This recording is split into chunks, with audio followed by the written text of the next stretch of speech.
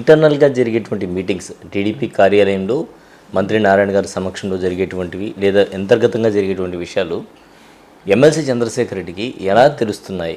కోవట్లు ఎవరైనా ఉన్నారా? ఎమ్మెల్సీ చంద్రశేఖర్ రెడ్డి పెట్టిన కోవట్ల ద్వారా తెలుస్తున్నాయా? ఎలా తెలుస్తున్నాయి మా అంతర్గతంగా జరిగేటువంటి విషయాలు?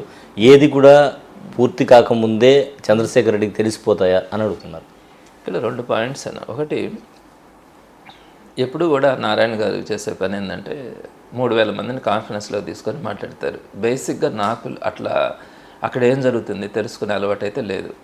ఈయన 3000 మంది కాన్ఫరెన్స్లో పెట్టుకొని పబ్లిక్గానే ఒకసారి ఏం చెప్పినారు, రౌడీ షీట్స్ కానీ మన తెలుగుదేశం పార్టీ వాళ్ళ మీద ఉంటే December 31 లోపల నేను వాటన్నిటిని కూడా రౌడీ షీట్లు ఎత్తిచ్చేస్తాను, మీరు దానికి సంబంధించిన ప్రపోజల్స్ నాకు ఇవ్వండి అని చెప్పి డైరెక్ట్గా ఈయన కాన్ఫరెన్స్లో మాట్లాడాడు.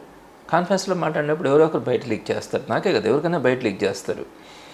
సో అదేవిధంగా ఒకసారి ఇసుక దొంగతనాలు తెలుగుదేశం పార్టీ లీడర్స్ చేస్తూ ఉంటారని డైరెక్ట్గా పలానా వాళ్ళు ఇసుక దొంగతనం చేస్తూ ఉండారు టీడీపీ లీడర్స్ అని చెప్పి ఆయన పబ్లిక్గా మాట్లాడాడు.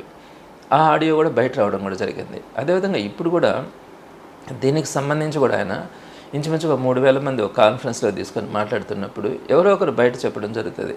ప్రత్యేకంగా నాకున్నటువంటి పాలిటిక్స్లో అయితే మాత్రం నేను అట్లాంటి వాళ్ళ దగ్గర ఏం జరుగుతూ ఉందో తెలుసుకోవడానికి మాత్రం ఎప్పుడు ఆలోచించలే. డెఫినెట్గా వాళ్ళను ఆలోచించాలి. పాలిటిక్స్లో మనం ఉన్నాం కాబట్టి జాగ్రత్తగా మనం వెళ్ళాలా, అంతేగాని ప్రజా వ్యతిరేకమైనటువంటి మాటలు పబ్లిక్లో మాట్లాడితే బయట వెళ్తాయనే ఆలోచన వాళ్ళకు ఉండాలి. సో తప్పకుండా నారాయణ గారు చేస్తున్నటువంటిది సామాన్యులకు సంబంధించినటువంటి పాలిటిక్స్ కాదు. కాబట్టి ఆయన ఈరోజు అవన్నీ కూడా బయట వచ్చి అన్పాపులర్ జరగడం కూడా జరుగుతూ ఉంది.